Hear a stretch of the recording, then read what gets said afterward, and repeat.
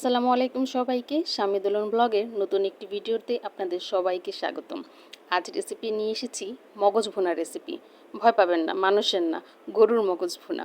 কীভাবে সুন্দরভাবে পরিষ্কার করে ভালোভাবে মজাদার একটা রেসিপি রান্না করা যায় তা দেখতে হলে আপনাদের অবশ্যই ভিডিওর শেষ পর্যন্ত দেখতে হবে। মগজ পরিষ্কার করাটা অনেকেই জানে না কিভাবে করতে হয় বা বুঝেও না। তো মগজ পরিষ্কার করার জন্য উপরে যে পাতলা পর্দাটি আছে মগজের চারপাশে সেটা সুন্দরভাবে তুলতে হয়। বেশি কষ্টের কিছু না, হালকা নখ দিয়ে চিমটি দিয়ে তুলে আনলেই পরিষ্কার হয়ে যাবে। এভাবে পুরোটা মগজের উপর থেকে পাতলা পর্দাটা তুলে ফেলতে হবে। এরপরে মগজটা দুই ভাগে এভাবে ভাগ করে তার মাঝখানে যে ব্লাড ভেইনগুলো আছে, রক্ত চলাচল করে যে রগেরগুলোর মাধ্যমে, সেই রগগুলো সবগুলো বের করে আনতে হবে। হালকা করে টানলেই চলে আসবে। দেখুন আমি আস্তে আস্তে করে সবগুলো রগই ঠিক যে এইভাবে টেনে বের করে নিচ্ছি। সুন্দরভাবে রগটি এভাবে পরিষ্কার করে নেবেন। অনেকেই মনে করেন মগজ পরিষ্কার করা খুবই ঝামেলার জিনিস। আসলে তেমন কিছুই না, খুবই সহজ একটা বিষয় এটা পরিষ্কার করা।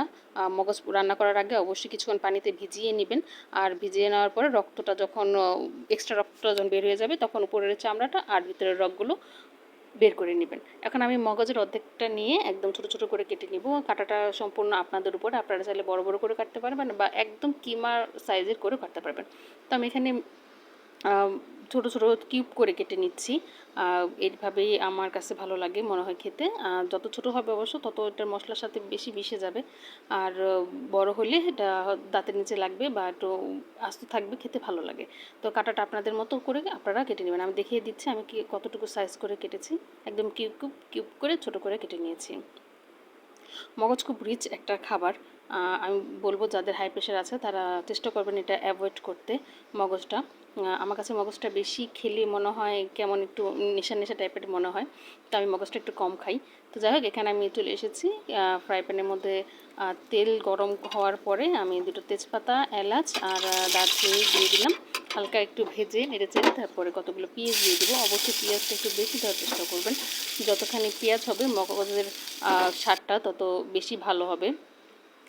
আর এখানে পেঁয়াজটা আমি যখন একটু কাঁচা ভাবটা সরে যাবে পেঁয়াজের বা হালকা ভেজে, তারপর আমি অ্যাড করে দিচ্ছি শুকনো মরিচ কয়েকটা, 3-4টা শুকনো মরিচ আর টমেটো আর শুকনো মরিচটা এখানে একদম আলাদা একটা স্বাদ অ্যাড করবে। টমেটোর টক মিষ্টির স্বাদ আর শুকনো মরিচের যে ঝাল স্বাদটা, একটু স্মোকি ফ্লেভারটা। তো লবণ দেওয়ার পরে আমি এখানে দিয়ে দিচ্ছি আদা রসুন বাটা, 1.5 চামচের মতো আদা রসুন বাটা দিয়ে দিব। আর এর সাথে দিয়ে দিব হলুদ গুঁড়ো আর দিয়ে দিব মরিচ গুঁড়ো। আর এর উপরে আমি সামান্য রাঁধুনি মশলার যে গরুর মশলাটা আছে সেটা অ্যাড করব। ভালোভাবে কষানোর জন্য মাখিয়ে নিয়ে ভালো নেড়ে চেড়ে পানি দিয়ে মশলাটা আমি কষানোর জন্য বসিয়ে দিব। কষানোর জন্য এখানে 10 থেকে 15 মিনিট রাখলেই হবে। তো কষানোর পরে পানিটা যখন শুকিয়ে যাবে তখন আমি মগজটা অ্যাড করে দিলাম। মগজটা অবশ্যই ভালোভাবে রান্না করার চেষ্টা করবেন, বেশি একটু জাল দিয়ে বেশিক্ষণ একটু সময় নিয়ে রান্না করার চেষ্টা করবেন। আর যতক্ষণ মশলার মধ্যে থাকবে ভুনাটা যত বেশি সময় ধরে হবে মগজটা খেতে ঠিক ততখানি মজা লাগবে। এটা আমি একদম শুকনো শুকনো করে রান্না করব। তো মগজের সামান্য কষিয়ে নিয়ে আমি আবার একটু পানি অ্যাড করে দিলাম। এখন মগজটা সিদ্ধ হওয়ার পালা। তো সিদ্ধ হতে বসে দিয়েছি। 5 মিনিট পরে পানিটা ফুটে উঠেছে, দেখতেই পাচ্ছেন।